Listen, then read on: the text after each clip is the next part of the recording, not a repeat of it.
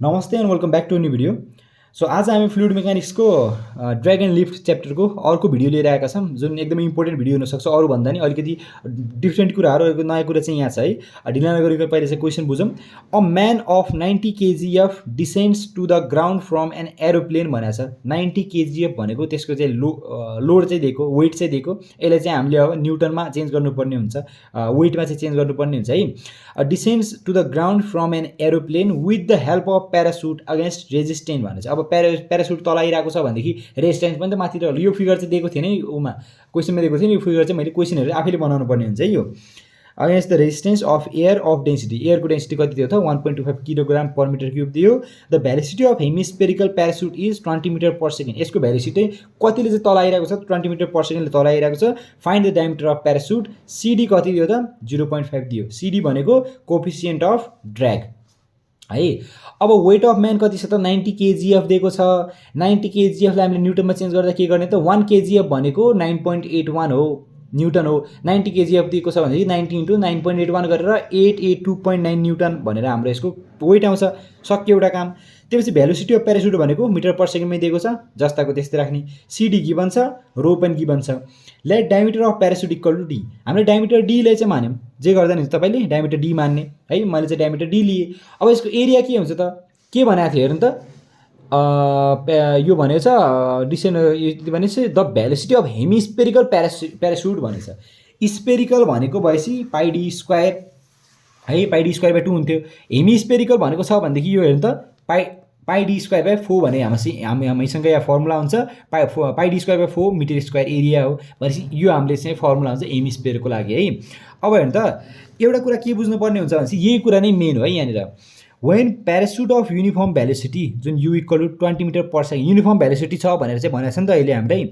यो comes down the drag resistance will be equal to the weight of man. हेर्नु त यो कसरी बुझ्ने त भनेदेखि तल 90 kgf को मान्छे छ भनेदेखि है, यो अब यसको वेट चाहिँ हामीले नेग्लेक्ट गर्ने।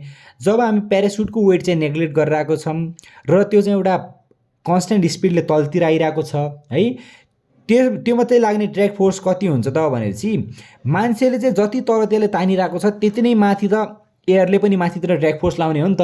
हो त्यो मान्छेको लोड कति छ 90 kgf छ भनेपछि ड्र्याग फोर्स पनि माथितिर कति लाग्छ 90 kgf नै लाग्छ। यो भनेको चाहिँ इक्वल एन्ड अपोजिट डिरेक्सनमा चाहिँ सेम लाग्ने भयो। यो डायमिटर चाहिँ हामीले पत्ता लगाउनु पर्ने छ। अब के छ र तल कति मिटर यो स्पिड नै थाहा छ हामीलाई, ड्र्याग फोर्सको कोफिसियन्ट नै थाहा छ, त्यो मान्छेको वेट नै थाहा छ, सबै कुरा थाहा छ।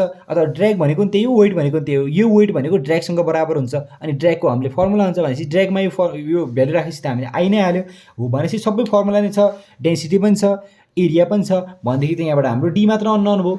के गर्ने त फर्मुला ती ड्र्यागको लागि फर्मुला भनेको एफडी इक्वल टु के हो त CD coefficient of drag into area गर्ने into rho u square by 2 गर्ने।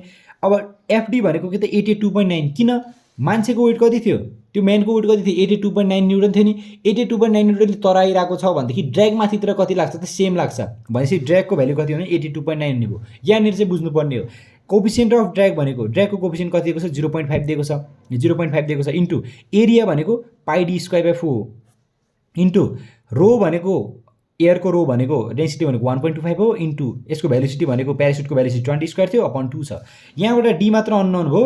डी स्क्वायर गर्ने हो भनेदेखि 82.9 भयो इन्टु तलको चाहिँ 4 × 2 यहाँ सबै इन्टु भएर जाने भयो। बाँकी रहेको डी बाहेकको सबै कुरा तल चाहिँ यो तल आउने भयो है। यसलाई जम्मैले क्यालकुलेट गर्दा हाम्रो कति आउँछ त 8.9946 मिटर स्क्वायर आउँछ। डी स्क्वायर भनेको डायमिटर कति आयो त यहाँबाट यसलाई चाहिँ रुटभित्र राख्दा 2.999 आयो which is nearly equal to 3 है। Which is nearly equal to 3 भनेपछि डायमिटर हाम्रो सोधेको के हो त हामीलाई डायमिटर मात्र सोधे आयो नि त भनेपछि डायमिटर पनि आयो हो भनेपछि धेरै कुरा यसमा केही सोच्नु पर्दैन। फर्मुला भनेको हरेकचोटि एउटा नै फर्मुला युज हुने हो, इक्जाममा यस्तै फर्मुला युज हुने हो। कति बेला यिनीहरूको डेन्सिटी चाहिँ दिएको छैन भनेदेखि वाटरको डेन्सिटी भनेको 1000 लिन्छौँ, एयरको डेन्सिटी भनेको 1.25 किलोग्राम पर मिटर क्युब लिन्छौँ। यति नै गर्ने है। सो आजको लागि चाहिँ यति नै। भिडियोमा मन परेमा like comment share and subscribe गर्न नबिर्सनु होला। मैले हाम्रो फ्लुइड मेकानिक्सको प्लेलिस्टको लिङ्क चाहिँ कमेन्ट बक्समा पिन गरेर राखिदिएको छु, त्यहाँ गएर सबै भिडियो तपाईँले हेर्न सक्नुहुन्छ। सो आजको लागि चाहिँ नै thanks for watching and take care.